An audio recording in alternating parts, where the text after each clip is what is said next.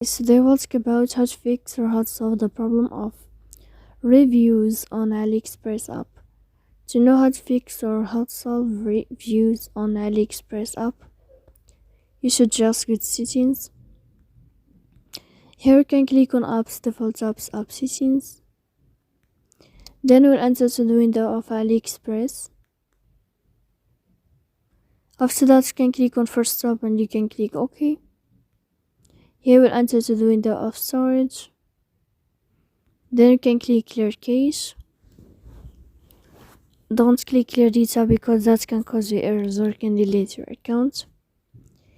In the end, you can turn off your phone and you can wait a moment to turn on your phone again.